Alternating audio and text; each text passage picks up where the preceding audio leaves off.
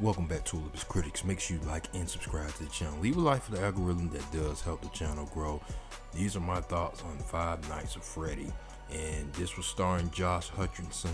And you also had Emma Tammy, who I'm not familiar with this director. I did go check and see what movies she's done. And she had a movie back in 2018 called The Wind, which had an 81% Rotten Tomato score. But I'll have to go check this movie out and see how it is, because it's a Western type movie, and I love me some Western movies. And so I went into this movie. I don't know the source material, Five Nights at Freddy, so I'm going in here blind, not knowing anything. I will say my honest opinion, this movie was not interesting to me. A lot of stuff took me out of this movie. The pacing was kind of bad in my opinion. The Josh Hutcherson character, I just was not feeling it at all with this character. They was trying to get you to feel for him, but especially with what we saw with his brother, what happened with that, and it's a touchy subject, a touchy thing with dealing with something like that, because we have seen stuff like that in reality, and I was shocked that it didn't get me invested in this character. And with his little sister, he's having a hard time making ends meet, and he has a lot of stuff going on. He gets this job, he doesn't know what's going on, but the supernatural stuff that's going on with these animatronics. Don't get me wrong, the animatronics were creepy.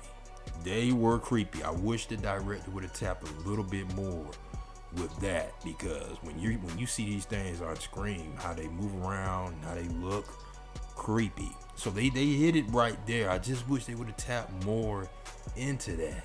And I mean, I think she missed the opportunity with that, but she probably can add a little bit more of that type of the horror element when they get a sequel, because they're gonna get a sequel, because this movie is making a lot of money for Blumhouse. Will they bring her back? I think they should bring her back to see if she can take it up a notch, because I know they couldn't make this movie rated R. I know some people probably wanted this movie rated R, but the kids, especially my nieces and nephews, they grew up playing this game, and they're still young, don't get me wrong. They wanted to watch the movie. They liked the movie. They enjoyed it. But me, not knowing the source material and all that stuff, I just kind of lost interest with the story and where it was going. The ending, towards the end of the film, it just was weak, in my opinion. It was weak. I was losing. I would say that I lost complete interest towards the middle. I had to force myself to watch the rest of this movie. That's how bad I think it was. I don't think it was horrible like some other movies I've seen, like The Meg 2. That was god awful. That was dog water. But this, would I watch it again to get a better understanding? I probably will have to actually watch it again to see if I can better understand this type of story she's trying to tell, because I just was lost with a lot of stuff that was going on in this movie. And I'm pretty good at understanding what's going on in a movie, but this really just lost my interest. It really did. And it's all subjective. If you enjoyed this movie, I can understand, because this is a very popular game franchise. I just don't think this movie was good, in my opinion. I think it could have been a lot better. Like I said, those animatronics were creepy. They were creepy, and I just wish they would have tapped a little bit more on the horror side with those animatronics. But I just think she missed the opportunity. But I do think she will get another opportunity. For what I'm seeing, the numbers, crunching the numbers, this movie's making a lot of money. We're gonna get a sequel to this. We're definitely gonna do this.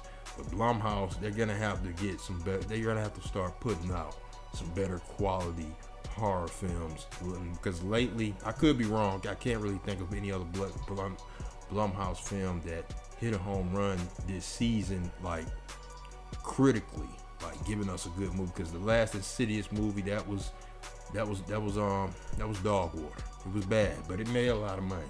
These movies are making a lot of money. They're just not good, in my opinion. They're just not good. But that's all I got to say about this movie. Hopefully, we get something better in the sequel. This movie did leave off on a cliff, not a cliffhanger, a post-credit scene. That these things are still out there in the world where they're at, and hopefully, she can do what she need to do to get this, lean more into the horror elements of this. I could be wrong. I don't know the source material. I probably have to go and watch some videos of my nieces and nephews, get a better understanding of what's going on. That's probably my mistake, but I'm going to watch the movie again. Let me get you guys' thoughts on this in the comment section. Make sure you like and subscribe to the channel. I'll get you guys later.